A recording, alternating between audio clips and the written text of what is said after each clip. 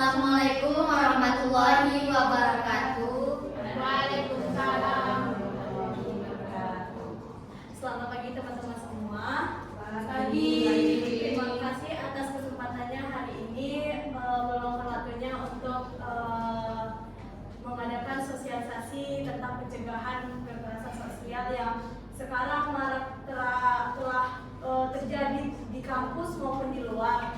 Jadi sebelum kami memaparkan materi, izinkan kami perkenalkan diri. Saya Sindiana sebagai moderator dan rekan-rekan saya. Saya bernama Indah Permata Ramadhani.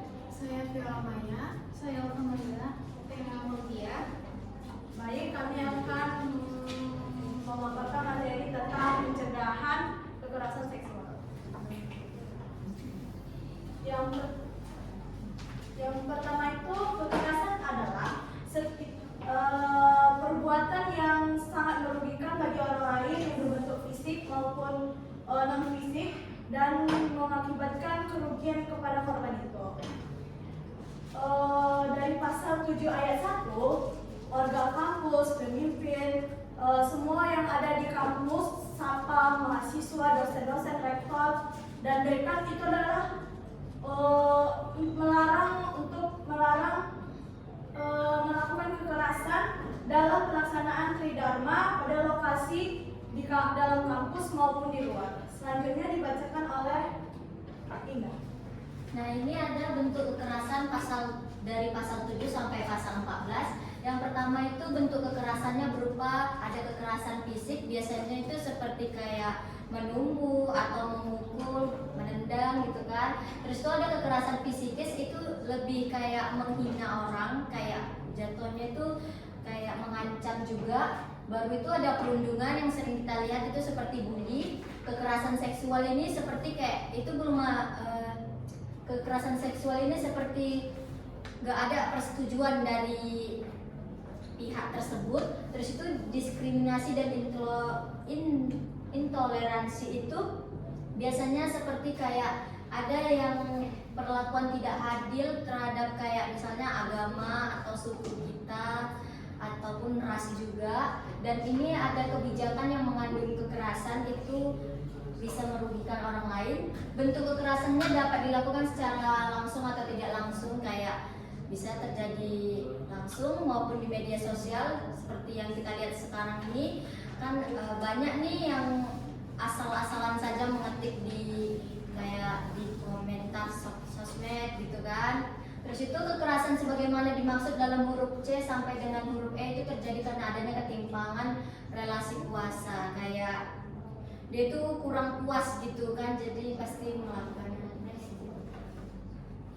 Ini ada juga lagi kekerasan fisik berupa tawuran, ini seperti kayak ya biasalah ya kan, sekelompok massal. Terus itu penganiayaan juga, perkelahian dan eksploitasi ekonomi melalui kerja paksa untuk memberikan keuntungan ekonomi bagi pelaku. Itu kayak memanfaatkan orang lain tapi tidak memberikan upah. Terus itu ada pembunuhan. Yang keenam juga ada kebijakan yang mengandung kekerasan. Dan yang ketujuh itu perbuatan lain yang dinyatakan sebagai kekerasan fisik sesuai dengan ketentuan peraturan undang-undang. Selanjutnya dipaparkan oleh materi Viola. Kemudian bentuk kekerasan lainnya itu ada kekerasan psikis. Secara definisi umum, kekerasan psikis itu adalah setiap perbuatan non fisik yang dilakukan bertujuan untuk merendahkan, menghina, menakuti, atau membuat orang lain merasa tidak nyaman. Secara simpelnya, bentuk dari kekerasan psikis ini tuh bukan berupa perbuatan fisik saja, tetapi bisa melalui melalui ucapan atau perlakuan yang membuat orang merasa direndahkan atau tidak nyaman gitu keberadaannya. Nah, contoh bentuk-bentuk dari kekerasan psikis ini itu misalnya menghina, menyebarkan gosip, memunculkan teman, atau mempermalukan orang lain di depan umum. Nah, tindakan-tindakan seperti ini tuh yang membuat orang lain merasa tidak nyaman dan tersakiti. Itu dampaknya bisa membuat orang jadi minder, stres, atau bahkan enggan untuk bergaul dengan orang lain. Kemudian Kemudian itu ada perundungan. Nah, perundungan ini adalah kekerasan fisik dan psikis yang dilakukan secara berulang tanpa adanya ketimpangan relasi kuasa.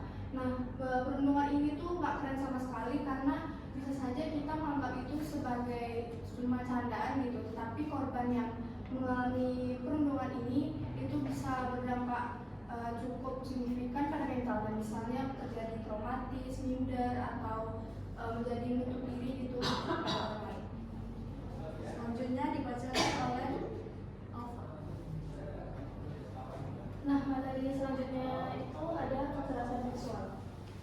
Kekerasan seksual bukan soal tindakan fisik, tapi bisa setiap perilaku yang merendahkan, melecehkan, atau menyerang seseorang, baik lewat kata-kata, tatapan, maupun tindakan bisa termasuk kekerasan seksual. Biasanya, hal ini terjadi karena ketimpangan relasi atau perbedaan gender. Dampaknya nggak main-main. Bisa bikin korban trauma, kehilangan rasa aman, bahkan terganggu haknya untuk belajar atau bekerja dengan tenang.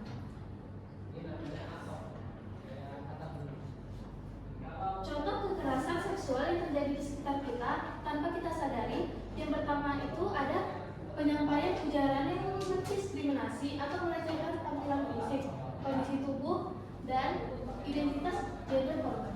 Yang kedua itu perbuatan memperlihatkan alat kelamin dengan sengaja tanpa persetujuan korban. Itu sudah termasuk pelecehan yang sangat buruk. Yang ketiga itu penyampaian ucapan yang memuat rayuan, lelucon, dan siulan yang bernuansa seksual. Dan keempat itu tatapan yang tidak sopan atau menggoda.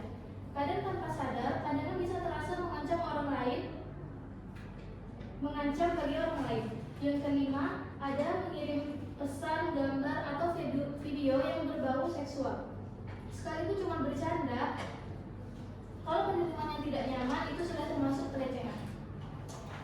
Selanjutnya materinya dibacakan oleh Nurul. Bentuk kekerasan seksual lainnya yaitu perbuatan mengambil, merekam, dan atau mengedarkan foto atau rekaman audio dan visual korban yang bernuansa seksual. Lalu perbuatan mengunggah foto tubuh dan atau informasi pribadi korban yang bernuansa seksual tanpa persetujuan korban. Lalu penyebaran informasi terkait tubuh dan atau informasi pribadi korban yang bernuansa seksual tanpa persetujuan korban. Selanjutnya, perbuatan mengintip atau dengan sengaja melihat korban yang sedang melakukan kegiatan secara pribadi dan atau pada ruang yang bersifat pribadi, kayak melihat korban lagi mandi misalnya, ganti baju, ataupun ibu-ibu yang lagi menyusui di ruang menyusui. Selanjutnya itu ada perbuatan membujuk, menjanjikan, atau menawarkan sesuatu kepada korban untuk melakukan transaksi atau kegiatan seksual. Itu kayak membujuk korban melakukan kegiatan seksual dengan iming-iming, misalnya dikasih suatu hal, misalnya iPhone atau apapun. Selanjutnya itu ada pemberian hukuman dan atau sanksi yang bernuansa seksual. Itu tuh kayak kita melakukan sebuah kesalahan dan kita dikasih hukuman, tapi hukumannya itu bernuansa seksual. Misalnya minta dipeluk atau dicium atau lain sebagainya.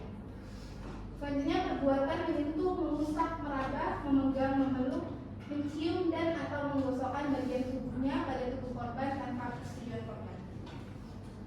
Lalu perbuatan membuka pakaian korban tanpa persetujuan korban, pemaksaan terhadap korban untuk melakukan transaksi atau kegiatan seksual, praktik budaya komunitas warga kampus yang bernuansa kekerasan seksual, percobaan perkosaan walaupun penetrasi tidak terjadi.